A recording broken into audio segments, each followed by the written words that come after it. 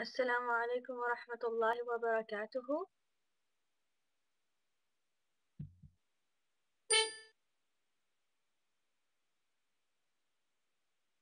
How is everyone doing? Alhamdulillah. Alhamdulillah, I'm doing well too.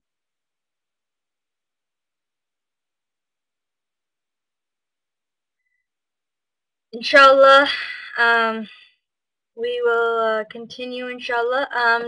I believe we did cover up till ayah 5, didn't we?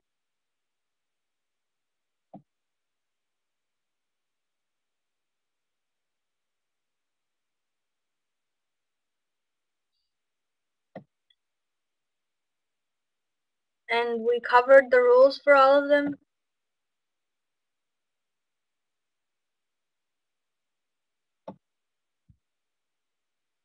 Okay, inshallah.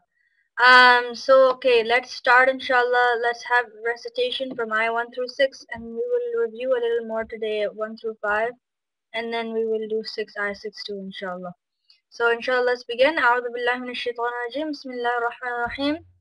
رب اشرح لي صدري ويسر لي أمري واحلل عقدة من لساني يفقه قولي رب زدني علما رب زدني علما رب زدني علما اللهم فقهنا في الدين اللهم فقهنا في الدين اللهم فقهنا في الدين اللهم إنا نسألك الهدى والتقى والعفاف والغنى. Is my voice doubling for everyone? Voice is okay? Okay, good, alhamdulillah. Inshallah, whoever's having problems, inshallah, try relogging in, or inshallah, try fixing it, inshallah. Voice seems to be okay. Alright, inshallah, let's begin. Inshallah, I want you guys to repeat after me, 1 through 6, inshallah. أعوذ بالله من الشيطان الرجيم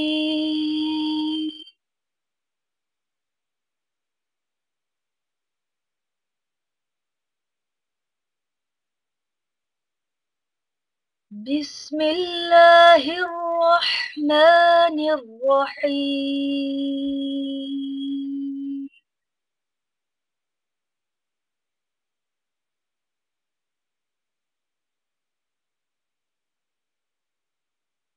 ألف لام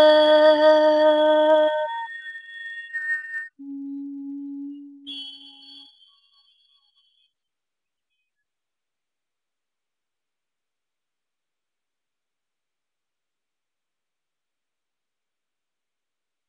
ذلك الكتاب لا ريب فيه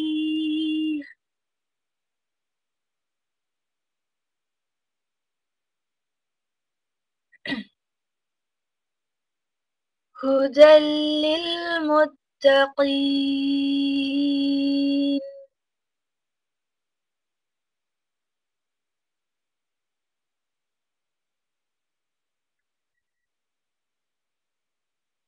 الذين يؤمنون بالغيب ويقيمون الصلاة ومما رزقناهم ينفقون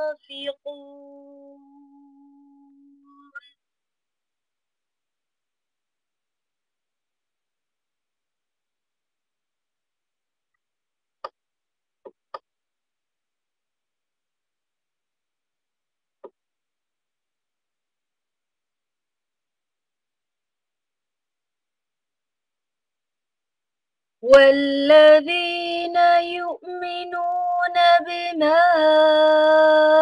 أنزل إليك وما أنزل من قبلك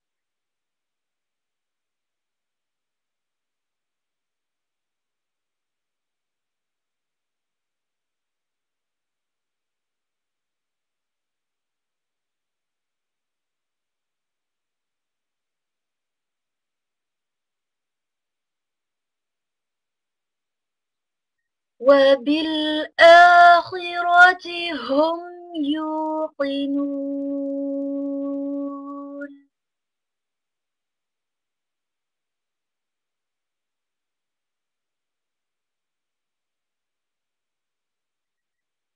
أولئك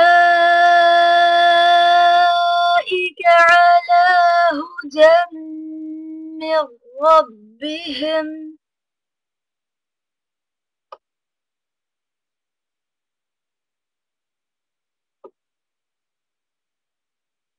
وأولئك هم المفلحون.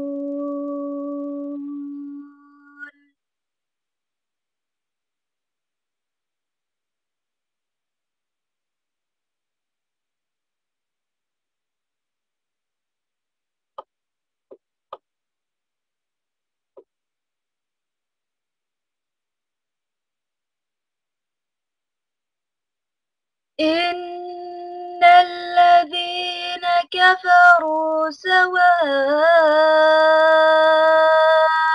عليهم أأنذرتهم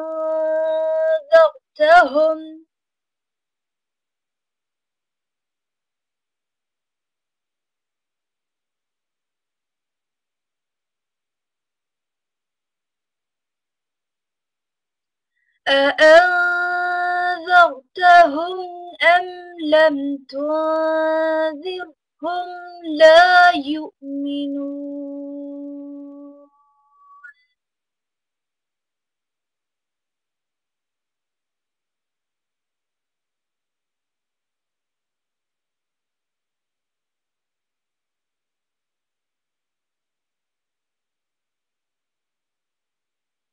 Alright, good job, mashallah.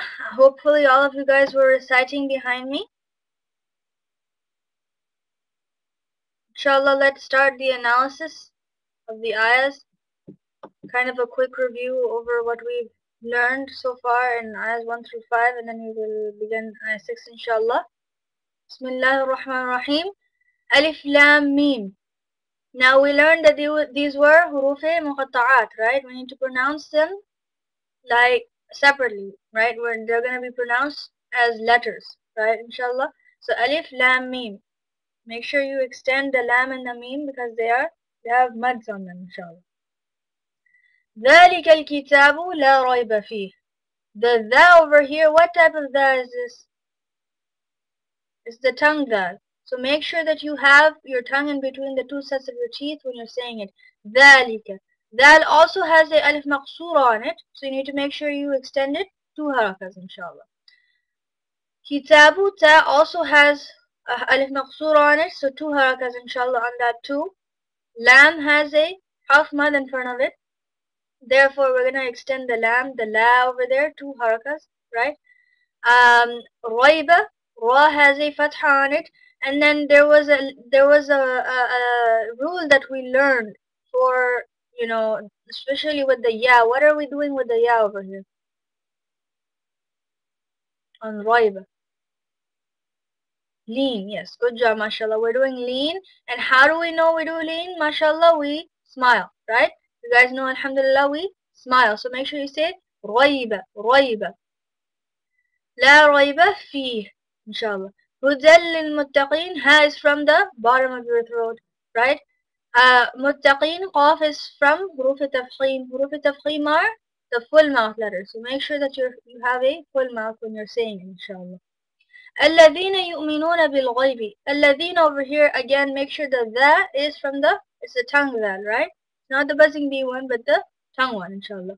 يؤمنون, there's a hamza over there, right? So you need to make sure that you have that jerky sound, right? Remember we studied this jerky sound with the hamza, and it comes from where in your throat? The very bottom of your throat, inshallah. يؤمنون, يؤمنون, inshallah. بالغيب over here. Gha is from huruf tafkhim. So you need to make sure that you have a full mouth there. Yeah, we're doing lean again here. Ghaibi, right? And we're gonna smile. Why? Because it's a ya sukun, inshallah. وَيُقِيمُونَ. Make sure the qaf is from huruf tafkhim. So you need to make sure that's full mouth, inshallah.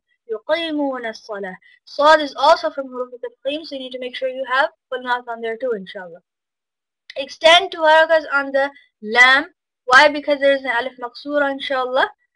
ومما over here, mim, there's a tashdid over there, so you need to make sure you extend there. Mimma, not mimma, but mimma, inshallah. There's also harf mad, alif, right? So you need to make sure you extend over there too. Mimma, not mimma, but mimma, inshallah. رزقناهم. Ra is from, has a fatha on it, so you need to make sure that you have full mouth on there. Zai, what type of zai is this? This zai is the buzzing bee one, right? Zzz, right? The buzzing bee zai. So you make sure that you say it like that, inshallah. Qaf is from huruf tafkhim and also from huruf qalqala. So you need to make sure that you have a full mouth and you bounce on it, right? You need to bounce and have a full mouth on it. رزقناهم رزقناهم, inshallah. Noon has a alif maqsoora on it, so you need to make sure you extend it 2 harakas there, inshallah. And ha is from the bottom of your throat, again, inshallah. Yunfiqoon over here. Do you guys remember ikhfa? We studied ikhfa right before the break. I remember. Ikhfa is when you have a huruf and when you don't have, when there's a noon sukoon or a tanween followed by a letter that's not from huruf halaqi, then you need to make sure that you do the gunna there, right? That's ikhfa. When you do the gunna there, when you don't show the noon there, you hide the noon, right? You do the ikhfa, you're hiding that noon, you're doing the gunna over there. Yunfiqoon. Inshallah, make sure that you do that gunna there.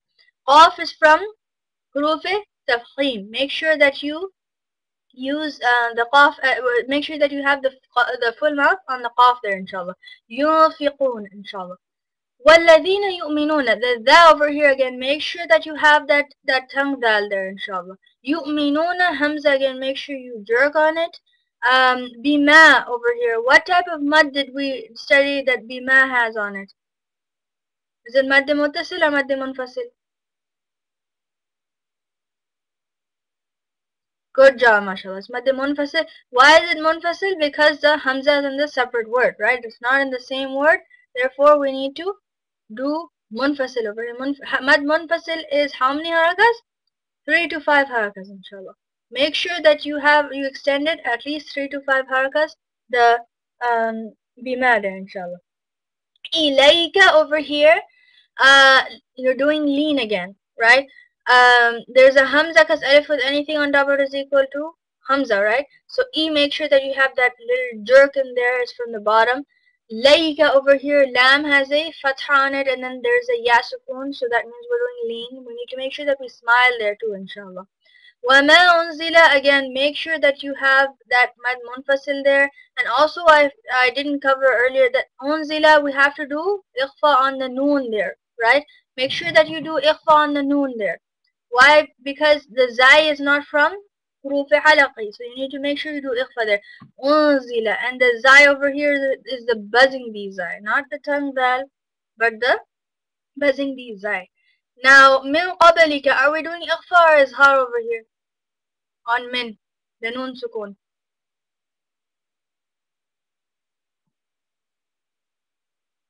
We're doing ikhfa over here. Why? Because qaf is not from huruf halaqi. Remember, huruf halaqi is hamza, ha, ain, ha, ghain, kha.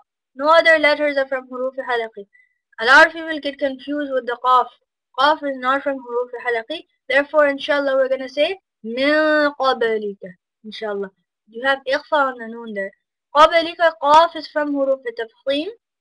Make sure that you have it full mouth there. Ba is from huruf qalqala, so you need to make sure you bounce it. Qabalika, inshallah. Wabil akhirati, a over here, make sure that a is a hamza there. Alif and anything on top of it is equal to hamza. So you need to make sure that you have that lower throat sound, inshallah. And then kha over here is from huruf tafkhim. So you need to make sure that that's full mouth. Ra has a fatha on it. Therefore, we need to make sure that we have a full mouth there too, inshallah. Hum over here has from the bottom of your throat. So, inshallah, make sure that you have, that you pronounce it from the bottom of your throat. Hum. Yuqinun. The qaf over here, make sure the qaf is from huruf tafkhim. Again, make sure that you have a full mouth there.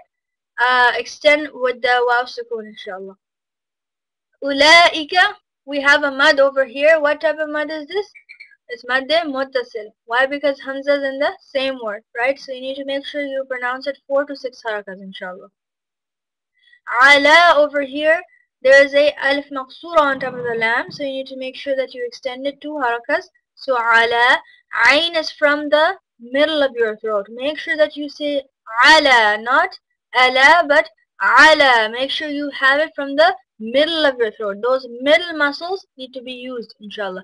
Ayn and ha, both of them are from the middle, inshallah. Hudan, ha is from the bottom, right? So you need to make sure that you do hu, right? Hudam min rabbihim. Over here you need to make sure you connect the dal with the meme. So them, right? Hudam. Why? Because there's a tajdeed on the meme there. Min rabbihim. The ra has a tajdeed there, so you need to make sure you say min rabbihim. And ha again is from the bottom of your throat, inshallah. Wa ulaika, again, make sure you extend that 4 to 6 harakas. Why? Because it's mad muttasil, right? Mad muttasil is on wa ulaika, right? Humul muflihun, ha again is from huruf halaqi and is from the bottom of your throat, right? Inshallah. Muflihun, ha is from the middle of your throat, is from huruf halaqi, so you need to make sure you say muflihun, right? Make sure you have that strong ha there, inshallah. Inshallah. Inna alladhina kafaru. Inna alladhina kafaru. Make sure the noon has a tajdeed on it, so you need to make sure that you extend inna alladhina.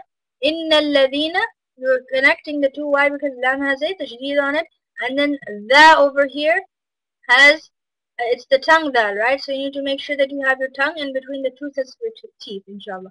Inna alladhina kafaru over here. Make sure you extend that with the wow there, right?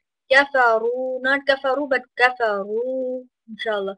Sawa'un alayhim. Sawa'un over here. What type of mad is over here? We have madde muttasil over here. Why? Because the hamza is in the same word, right? Inshallah. Are we doing ikhfa or izhar on un?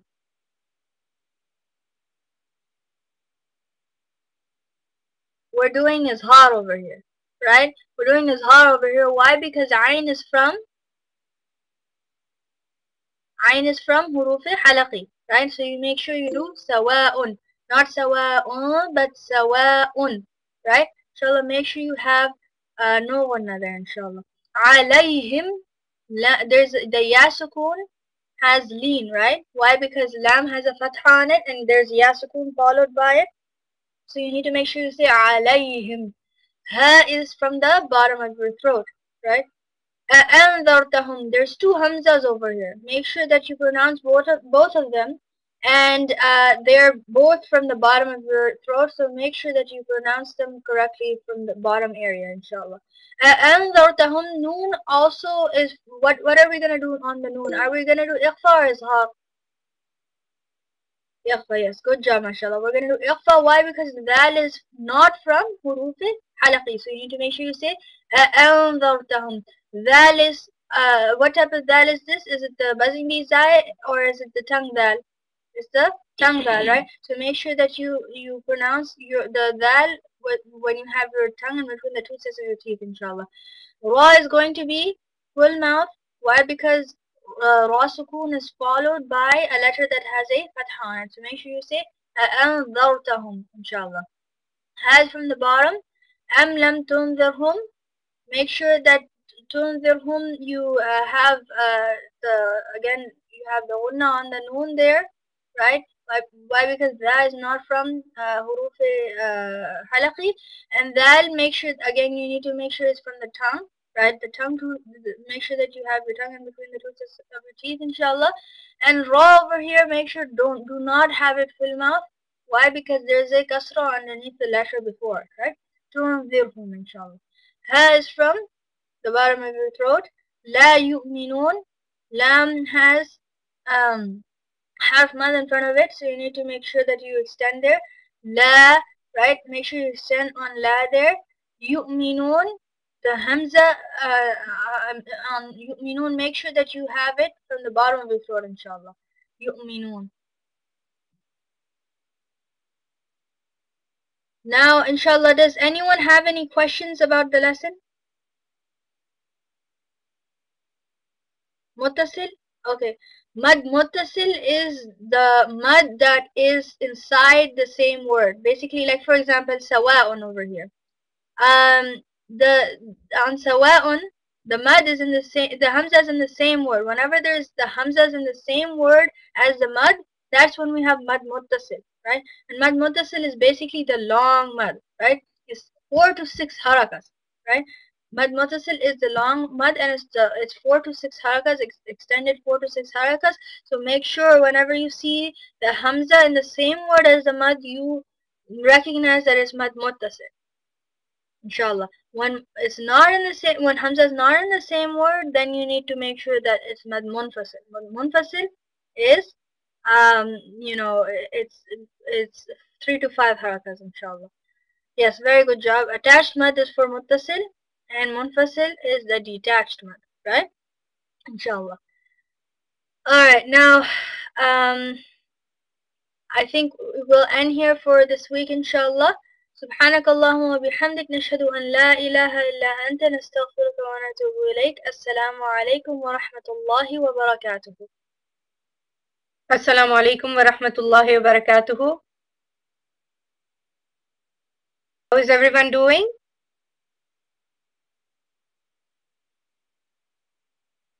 Alhamdulillahi Rabbil Alameen. Alhamdulillah, I'm doing good. Alhamdulillah. Jazakallahu khairan for asking. Alright, let's start inshallah our tafsir. Alhamdulillah, lots of, exciting knowledge and, lots of good things that we have in the Quran that we are going to learn inshallah.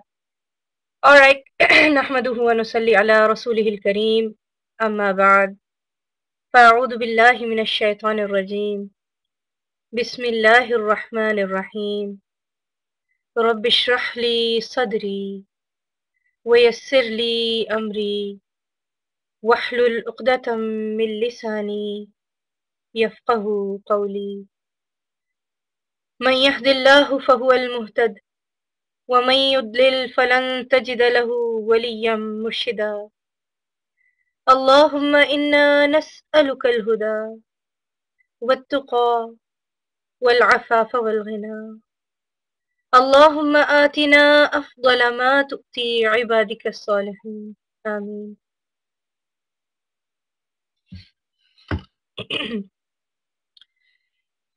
As we were learning in our classes, we learned in Surah Al-Fatiha, we asked Allah subhanahu wa ta'ala to give us guidance, to show us the right path.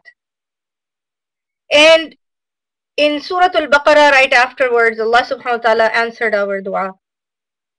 And we learned that Allah subhanahu wa ta'ala told us that this book, there is no doubt in it.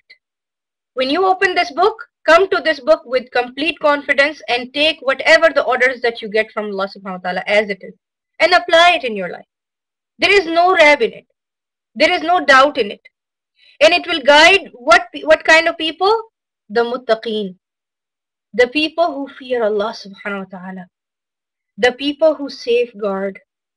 The people who use their intelligence to find out everything that Allah subhanahu wa ta'ala like, and they try to do it, bring it in their amal, in their actions. And they try to find out everything that Allah subhanahu wa ta'ala does not like, and they save themselves, they protect themselves from it, as if they are trying to save themselves from the thorns, as if they are walking in between thorny bushes. And those actions that Allah subhanahu wa ta'ala doesn't like are like those thorns that are going to poke them. And they're going to make them go in trouble. They're going to give them wounds. So they protect themselves from everything that Allah subhanahu wa ta'ala does not like. And they don't do it. Alright. Now these muttaqeen, Allah subhanahu wa ta'ala is telling us that they have certain characteristics. There are certain actions that they apply in their life. There are certain things that they do. And in that, the very first thing that we learn that the muttaqeen have is they believe. Believing from number one, as I explained to you, from heart, then saying it from your tongue, and number three, bringing it in your amal wherever it can be possible. So they believe with what? They believe with ghaib, with unseen, and we learned about the ghaib. And then they also establish their prayer. They establish their prayer, and we learned about establishing the prayer in our last class as well. Alhamdulillah. How making the salah priority and fully fulfilling it and all the responsibility in the proper way, in the best way. Making sure, giving it proper time, having khushu inside it, doing proper wudu. And also, afterwards, in the next part of it that we are going to learn, inshallah. So let's read. أعوذ بالله من الشيطان الرجيم بسم الله الرحمن الرحيم الذين يؤمنون بما أنزل. I'm sorry, I am reciting the next one. Let's do the third one. الذين يؤمنون بالغيب ويقيمون الصلاة ومما رزقناهم ينفقون. First two we discussed before, that they believe with the ghaib, with the unseen, and then they establish their prayers. And then وَمِمَّا, and from what? Means whatever. رَزَقْنَاهُمْ, we gave rizq, we provided sustenance. What is the root word of rizq? رَزَقْنَاهُمْ, ra, za, qaf. Ra, zai, qaf. Rizq, sustenance. So Allah subhanahu wa ta'ala, whatever over here, na over here is, what does it mean? Razaqna, na over here is for we. And what is it? We is used for Allah subhanahu wa ta'ala. Why are we using, why did Allah subhanahu wa ta'ala use we? Can anyone tell me? Alright. Why Allah subhanahu wa ta'ala used we here is because for honor. Yes. Yes. Allah subhanahu wa ta'ala, it's for honor, right? Allah subhanahu wa ta'ala is one, right? But for honor, for the honor of Allah subhanahu wa ta'ala, we is used. Alright? Now, وَمِمَّا رَزَقْنَاهُمْ يُنْفِقُونَ. Whatever Allah has given them, whatever Allah subhanahu wa ta'ala, you can also understand it as, yes, as a, royal we. Yes, very good. It's a royal we, right? It's for the royalty. Like, for example, when the king is, talking, even though he's one, but he's saying we. But of course, Allah is the king of everyone, right? So that's why it is used as, you can say, a royal we. It's for the honor of Allah subhanahu wa ta'ala. Now, وَمِمَّا رَزَقْنَاهُمْ يُنْفِقُونَ, and from whatever Allah subhanahu wa ta'ala has given to them, they spend from it.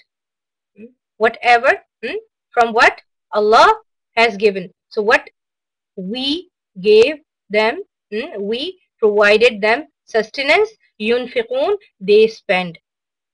Now, يُنْفِقُونَ, if you look at the word, its root word is noon, fa, qaf. Noon, fa, qaf. And nafaq is basically, this word is like a tunnel. Tunnel that is open from both the sides. You know how sometime when you are driving and you cross something, like a kind of like a tunnel kind of place, you enter from one place, one side, and then you get out from the other side, right? So it's kind of like a tunnel that's open from both the sides. So what do? They spend. When the wealth, Allah subhanahu wa ta'ala give them wealth, Allah subhanahu wa ta'ala give them the risk, and we are going to be discussing risk more in detail. I'm giving you a little bit of introduction right now. See, So when Allah is giving them the risk, it's not like they're holding on to their pocket and then their pocket, they're not taking anything out. They just keep on adding. They are taking it out. As they're getting risk from Allah, they are spending it on the path of Allah subhanahu wa ta'ala. They are giving it for the sake of Allah subhanahu wa ta'ala, giving it away. They're using it for themselves as well as they're giving it away. Now, وَمِمَّا رَزَقْنَاهُمْ, and the risk over here, as everything that is given to us to survive, right? Every beneficial thing, the risk is basically, what is it? It's every beneficial thing that Allah subhanahu wa ta'ala has given us to survive. And there are, like, you can say two kind of it. Like, one of the things that Allah subhanahu wa ta'ala has given us, beneficial things to survive, one of it is, like, for example, things that we can touch. But then there are some things that we cannot touch, like, tangible and intangible. So, like, for example, tangible things are the things that we can touch, we can feel.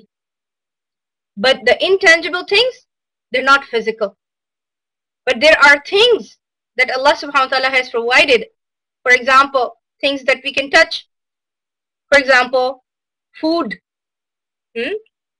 Food is something that Allah subhanahu wa ta'ala has given us, that we eat. Water, very good. That's something we can touch, we can feel, right? As well as money, when a person goes out, work, gets the money, then he buys all these things, right? Then what is the intangible thing? What are the intangible things? For example, time. Time is something that Allah has given us. Yes, emotions, our akhlaq, our emotions, our feelings, our love. And yes. And also, so these, like, for example, these people, they are spending whatever Allah has given them, provided them as their sustenance. Allah subhanahu wa ta'ala has given them, they spend it for the sake of Allah. So how do they do that? Let's come to that part. They spend, if Allah has given them food, they spend it. Sometimes, we have food on the table, but it's not enough. And we're hungry. And our sibling comes up and asks, let's say, sometime you come home and your mom was not feeling well. And you had the pizza, the leftover pizza. And you are about to eat it, but then your sibling comes up and asks you, I want some too. That's right there, the test. Allah has provided you that. And are you sharing it with your sibling, or you say, no, go away, find something else to eat. I'm not going to give it to you. But if you are fearful to Allah, you will share it with your sibling. And then Allah will give barakah. And you will become from one of the characteristic of muttaqi. You will get one of the characteristic of muttaqi, right? Of taqwa. So now, let's say, for example, whatever Allah has given, and not just sharing it with your siblings, you share it, whatever Allah has given, with other people. Number one, like, for example, food items, right? And other than that, what else? You can spend in charity your money, right? And also, what else? Smiling. Smiling for the sake of Allah. When you smile to your mom, you get a reward of Nafil Hajj. Smiling to your parents, smiling to your siblings also. Sometimes, we can smile to other people, we can smile to, sometimes even our parents, but sometimes it's kind of hard to smile to siblings, because siblings are kind of like, you're always getting into some arguments. But when you are doing it for the sake of Allah, it's not going to be hard for you, because you are trying to become a muttaqi. So a person just sharing smiles. And also spending your time for the sake of Allah subhanahu wa ta'ala. How? By coming up and learning. As right now, you're spending time for the sake of Allah subhanahu wa ta'ala.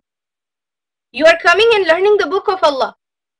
There are people who are doing other stuff, but you are spending your time for the sake of Allah subhanahu wa ta'ala. When you are coming back to it, when after you did your class, you don't just, leave and close the Quran and go away. No, even afterwards, every day, you should be spending your time for the sake of Allah, serving your parents, taking care of your parents, finding out what do they need, spending your energy to help them. If they want you to clean up, you clean up for them, making them happy. So spending your time, your energy, having good akhlaq for the sake of Allah. Sometimes you say, I know, it's I can be good with other people, but my family, they're very mean with me. So it's kind of hard for me to be, nice with them. No, when you are spending for the sake of Allah, you don't care if the person is being nice or mean. You still be nice. Why? Because you are spending your energy, your akhlaq for the sake of Allah. Regardless that the person is nice or not nice. So they spend the things, the tangible things and the intangible things. Whatever Allah has given them, whatever beneficial things that Allah subhanahu wa ta'ala has given them to survive, they spend it for the sake of Allah. Generously. They don't keep it to themselves. Then, one of the things that I want all of you to do as your homework is that you make a chart of the tangible things that Allah has given and the intangible thing that Allah has given to you. And then with each of them, write down how much of it you spend for the sake of Allah subhanahu wa ta'ala each day. So in this whole week, I want you to make the chart and find out what things that Allah subhanahu wa ta'ala has given you, the tangibles and the intangibles, and then how are you using and applying it in your life? How much are you spending? Are you spending any or you're not? Or when you're spending, are you being stingy? Or you are like that tunnel that is coming, something, whatever Allah is giving, and it's going away. Are you literally doing spending? Are you literally spending, or just keeping the most of it in you, with you, and giving little bit? The more generous we are, the better it is for us. So that chart will show how much are we spending, and also calculate how many times you smile to your mom. How many times you smile to the sibling that kind of bothers you a lot. How many times you said good words to your siblings, good sentences to your siblings, even though your sibling was kind of giving you hard time, but in response to a harsh sentence coming from your sibling, you replied with the best and the beautiful. You used your energy, because what happens? You have energy when you get angry. You have a lot of energy. And what do we do when we are angry? We use that energy to do negative things. Sometimes when people get angry, they get really strong. They're feeling tired. Somebody said something that made them really angry, and they get all energetic and start throwing things here and there. They get all the energy. Start yelling and screaming. They have so much energy. So what intelligent people do, the muttaqi people do, they use their energy to do good things. For example, you can clean up. Use the same energy instead of breaking things apart and messing things apart. Clean up your home. So spend the energy in doing good. Serve things. Serve to your parents. Go do some positive thing.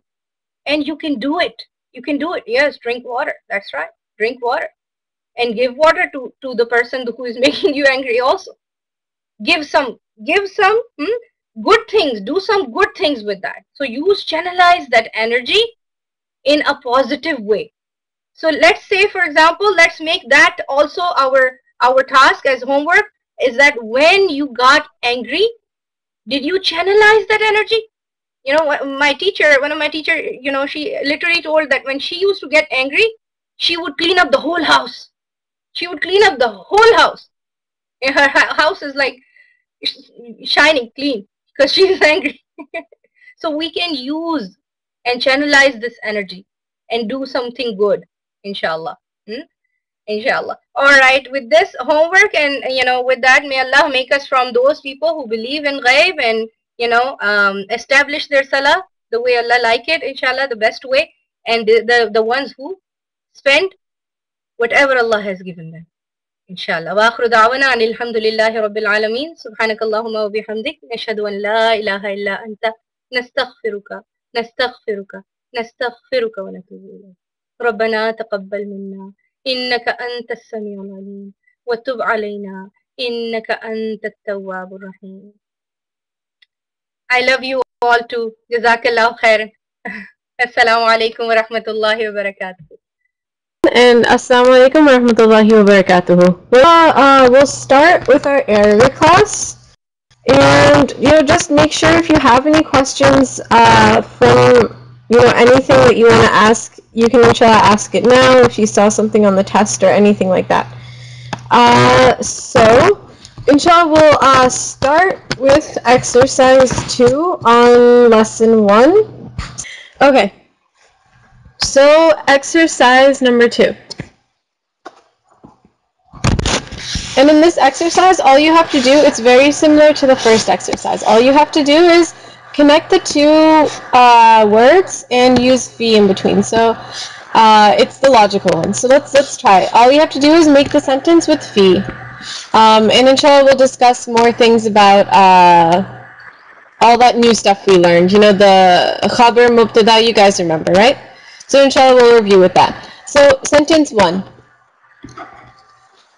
I have a quick question. So the two words are al-kursiyu and al-ghurfatu. Yeah, and mashallah, some of you guys already got it. Yeah. Which one in all of these sentences, which one is going to be the subject of the sentence? Who remembers the proper words for it? Yes, in this one, it's the al-kursiyu. Al-kursiyu. That's going to be the what? What do we call that in Arabic? Subject in English, but what do we call it in Arabic? Who remembers? Perfect. Yes, the mubtada. That's the first one here. Mubtada. That's the subject of the sentence. So, what kind of word is al-kursi? What kind of word is the mubtada in this case? What kind of word, meaning, yes, exactly. Is it indefinite or definite? It is definite, exactly. Al-kursi. So this means the chair. And I think you guys already talked about it.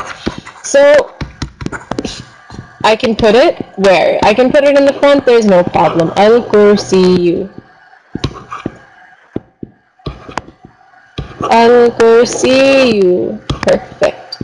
So the chair, and then what do we want to say about the chair? What do we want to say about it?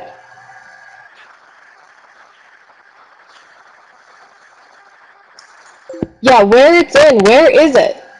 Where is it? Where is this chair that we're talking about? It is, what's the news about the sentence? It's that it's in the room. Perfect. That the chair is in the room. So we can say that with the fi. And then what's our last word going to be? That's the khabar. Perfect. That's the news. So this last two words, so this was the mubtada. I'm going to underline, I'll underline it later. Fi, and then fil ghurfati. Perfect. Fil, so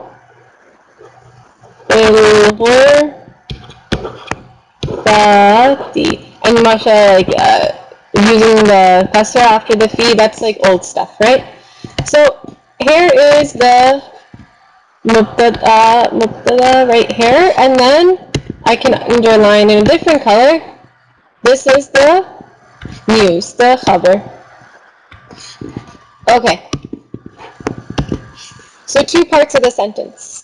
Mubtada came first, and no one pointed out my mistake? No one's going to point out my mistake?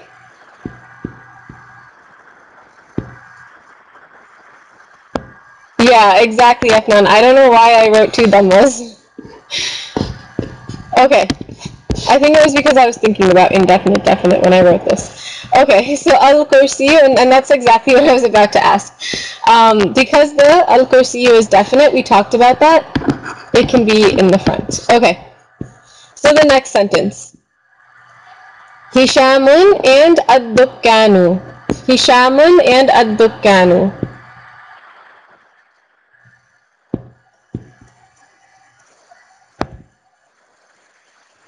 Yeah, exactly. Yeah, I don't know why I did that. Yes, exactly. So Hishamun is the subject. Perfect. Hishamun is our mubtada again. And what do we know about Hisham? Okay. Let's go over that rule. When do we put the subject in the front? And when do we put it at the end? What's the rule? Hishamun is mubtada, right? And where, yes, it's the subject. And he is, mashallah, you guys got it. He's definite. When do you put it at the end? When do you put the subject at the end? When do you put the mubtada at the end? When it's indefinite. Perfect. So the subject has to be definite for it to go in the front, right? You can't say something like kursiyun fil ghurfati. No, that wouldn't work. We had to make sure it was definite before we put it at the beginning. So is Hishamun definite? Does Hishamun fill that criteria, fill that check mark that yes, it's definite, it can go in the front? Even though it has two dhamma? You guys are still saying yes, even though it has two dhamma? Someone explain to me. Yes, Danielle, you got it. It's a name of a boy. Hishamun is the name of a boy. So the first word is supposed to be definite. Perfect, Aisha. If the subject isn't definite, then you have to put that at the end. Yes, it's a proper name. So it has to be definite. Names are definite, right? It's not just any boy. He is a boy. Hishamun. It's Hishamun who's a boy. And yes, the name goes at the end of the male names. So that's why it's not indefinite. So just making sure you guys knew that. And you did, mashallah. So Hishamun. So what are we trying to say about our subject? What are we trying to say about this mubtada? And you guys can tell me in Arabic that he's in the store. That these all start with the noun. Yeah, Shifa, inshallah. Yeah, you're right. We won't go into that yet because we haven't learned the other kind of sentence yet. But yeah, all of these sentences start with nouns, so that's why they have mubtada and khabar. So, yes, he's in the store, so fi, and then how do we say the last word? How do we say this last word? Fid, dukkan, fid dukkani. Perfect, fid dukkani. Fiddukani. Okay. So again, mubtada and khabar. Perfect. Okay. The third one, al-kitabu and al-haqibatu. Why don't we change al-kitabu to... Okay. Why? Okay, so Zainab is asking, isn't it new? Why isn't it dukkanu? Who can explain why isn't it dukkanu?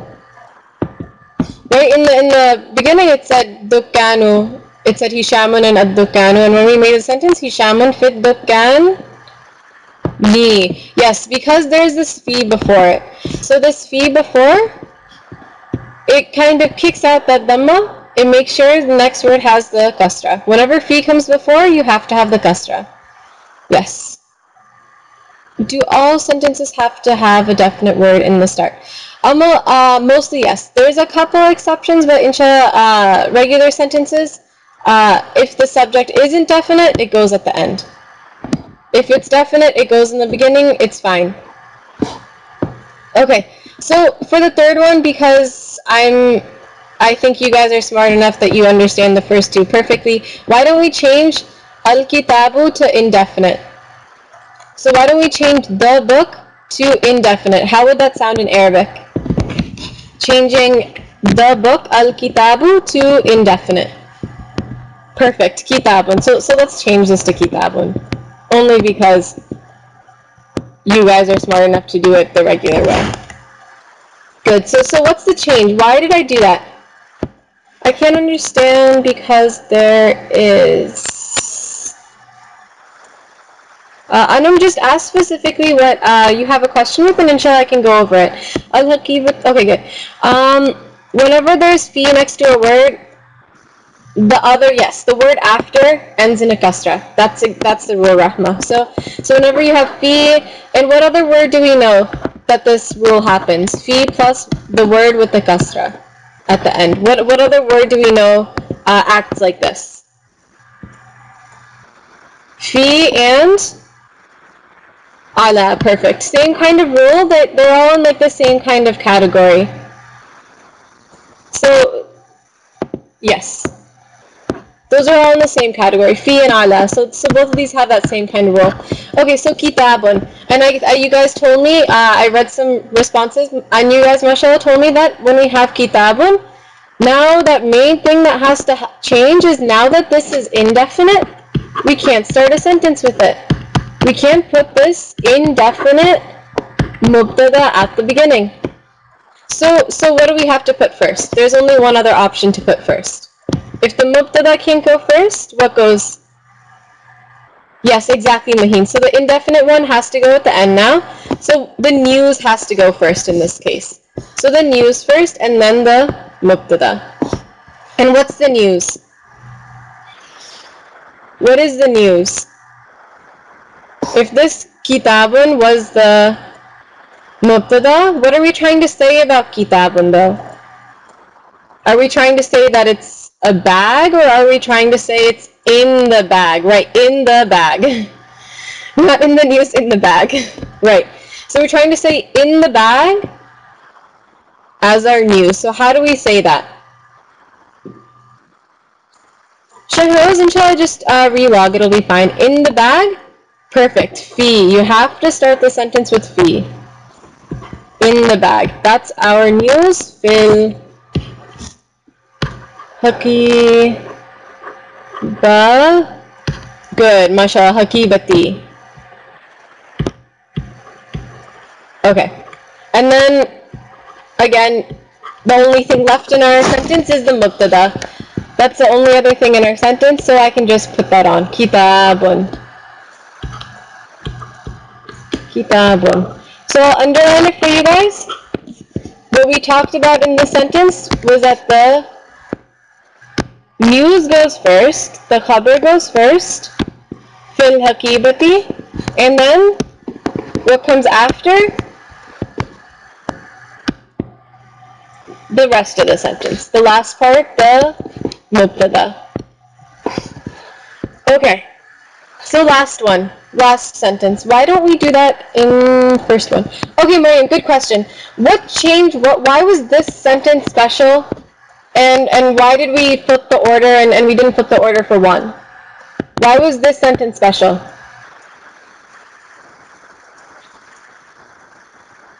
Why didn't we change the order for the first sentence?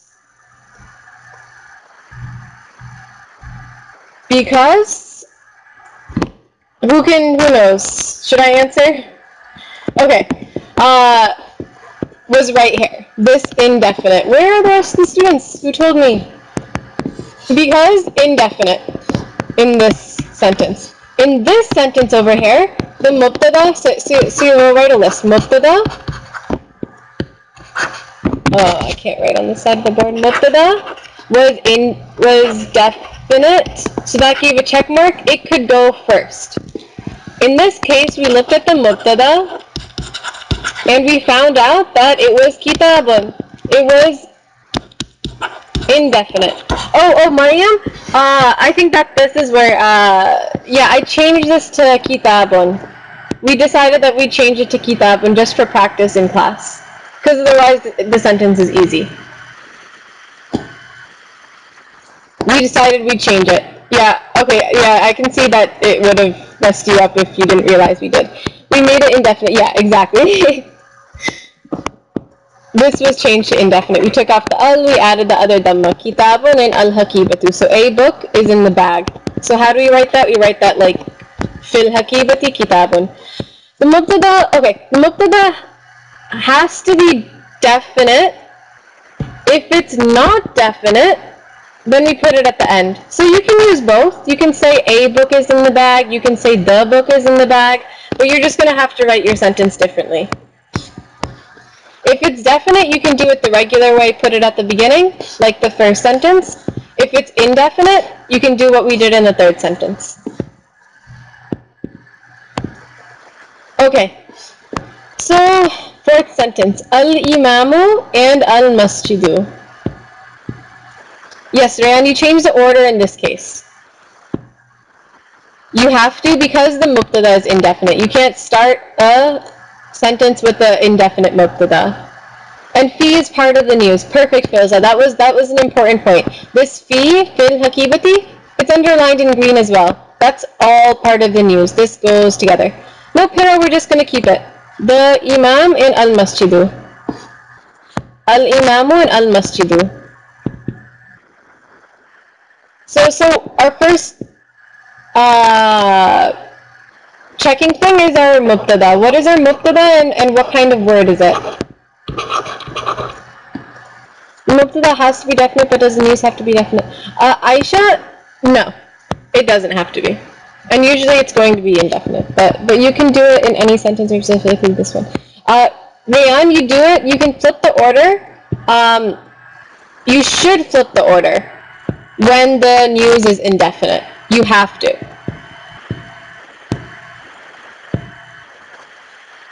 Very good, yes. The imam is our mubtada. The imam. And what kind of word is it? Who can tell me what kind of word is it? Al-imamu. Definite. So did it pass the criteria that it can go first? Can I write it first and it'll be okay? Yes, definitely. Al-imamu. So this can go first? No problem. It goes in the beginning. Al-imamu, and we can underline that with our blue because it's our mubtada. And what's our khabar? Tell me the whole khabar, not just part of it. Yes, that it's in the masjid. So what's the whole khabar in Arabic? Fil masjidi. Perfect. So this whole thing, that it's in the masjid, fil masjidi. Okay, now I have a quick question about all of these sentences. Where did the is go in this last sentence? Fil masjidi. Where was our is implied? The imam, al-imamu fil masjidi. Wait, it was implied, but where exactly in the sentence? Like, where could I, like, insert the is? In the middle where? In the middle of fi, right, before the fi, between imam and fi, is. So it happened right after the mubtada and before the khabar came. So right after the mubtada and before the khabar. So the thing before the is going to be your blue part, is going to be your mubtada, and the thing after is going to be your news. News and subject. So between the two is. The imam is in the masjid. Okay, any questions before I move to the next page? Any questions? And this could be about ala, and remember ala, same rules. Just it means on instead. MashaAllah, good. Okay, so we'll start the third exercise. Third exercise. And all you have to do in this exercise, they give you a bunch of words. And the words are missing something. What are the words missing? What's the word missing? The ending haraka, right? It could be a kasra, it could be a dhamma, it could be a fatha. The ending haraka. So we're supposed to fill this out. We can say it aloud and fill in the haraka, write the haraka. Okay, so al-kitab. What is going to come after this? Al-kitab.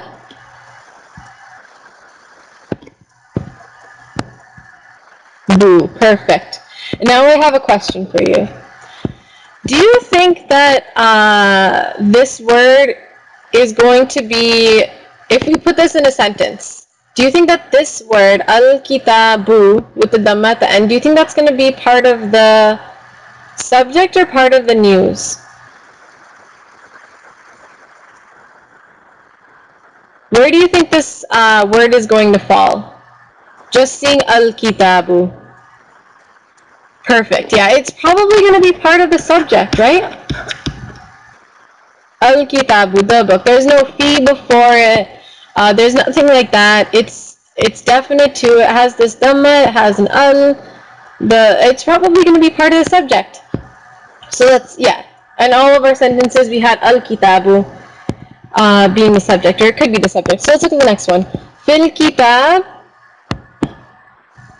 Fil kitab. B. Perfect. Fil kitabi. And the rule, what was the rule?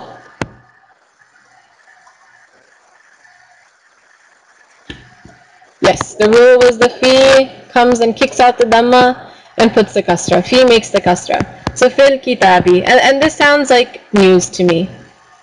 Where something, it's probably in the book. Yeah, like a paper's in the book or a pen's in the book, something like that.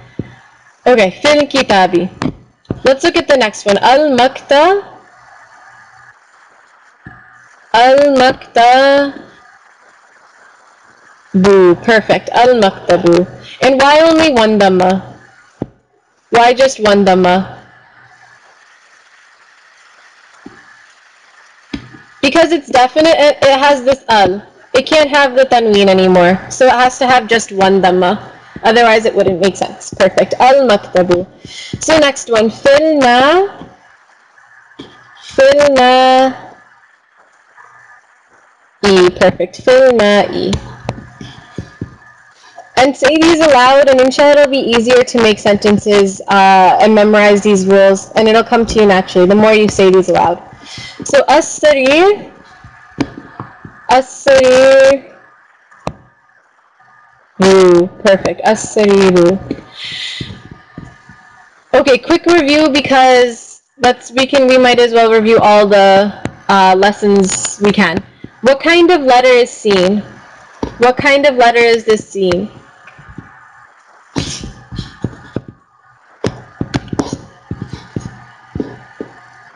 Perfect. It's a sun letter. It's a sun letter. It's a huruf shamsiya. Shams. So you can remember ash-shams. It's a sun letter. As-sariru. What about the next one? Why not dammatain? Okay, why not two dammas for this one?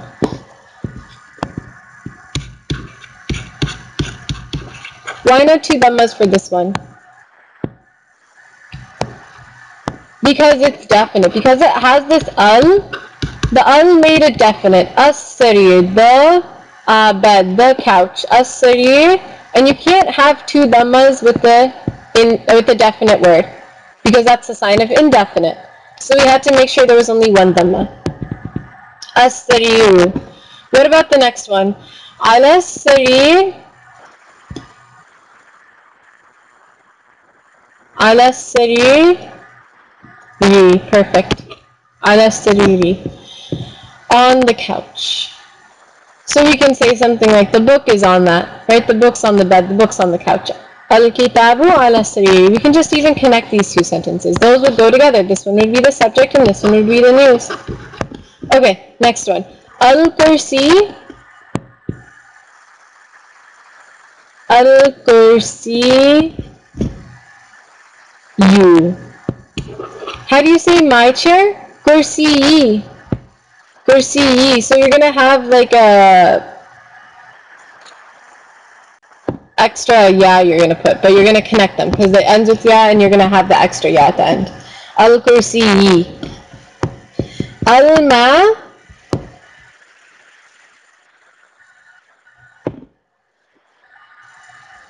Al ma.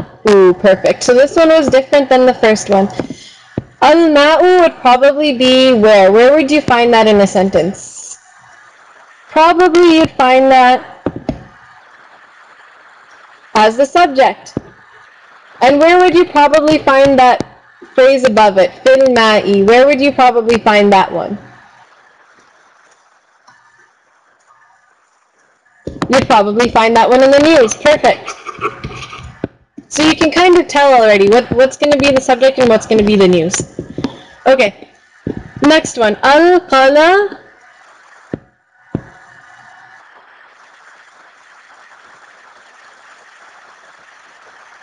Al-qalamu. Al-qalamu. Perfect. The pen. Fil ghurfa. Fil ghurfa. D. Perfect. Fil ghurfati. These are easy, right? If you have any questions, stop me. And inshallah we can go over this. But also this is good vocab practice. So make sure you know what as-sariru, make sure you know what al-ghurfatu is, or al-ghurfati. For the next test, inshallah, for next week. Alal kursi. Alal kursi. Yi. Perfect. Alal kursi yi. And is this word indefinite or definite?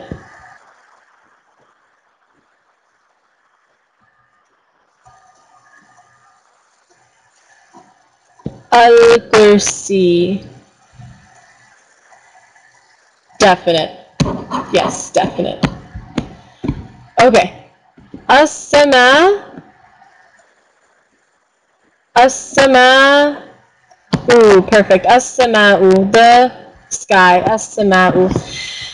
Okay, next one. Al-ghurfa. Al-ghurfa.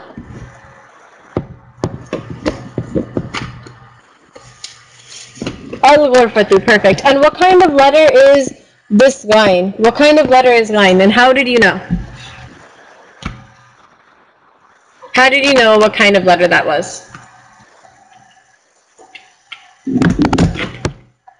Perfect. It was a moon letter this time. This one was a moon letter.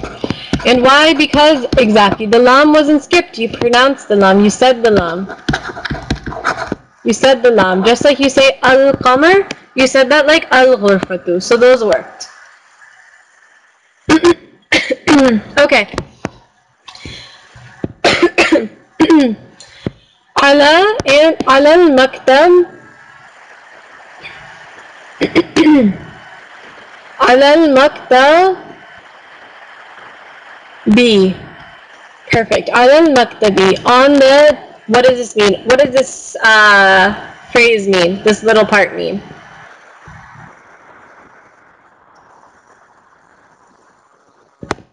On the table. Perfect. It means on the table, on the desk, on the desk. That's right, on the desk.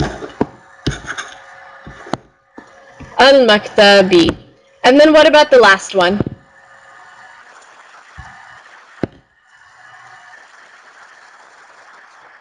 Good. Fis-sama. Fis-sama'i. Fis-sama'i. So al-maktabi and fis-sama'i. In the sky. In the sky. So both of these words, they kind of, everything has that kasra at the end. Whenever you have that fi in the ala al-maktabi, fis-sama'i, fil-maktabi, all of these words. So inshallah, all of these things, repeat them a couple times to yourself. You can rewrite them as well.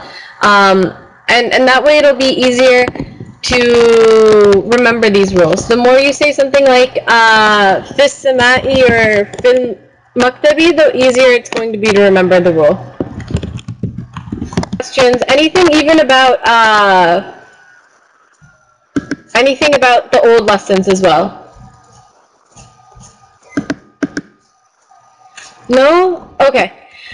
So let's look at the fourth exercise and I'll tell you the directions. And then inshallah, you can do all of these for homework. Yes, so the next exercise, you see a bunch of, just type up the question. You see a bunch of different questions.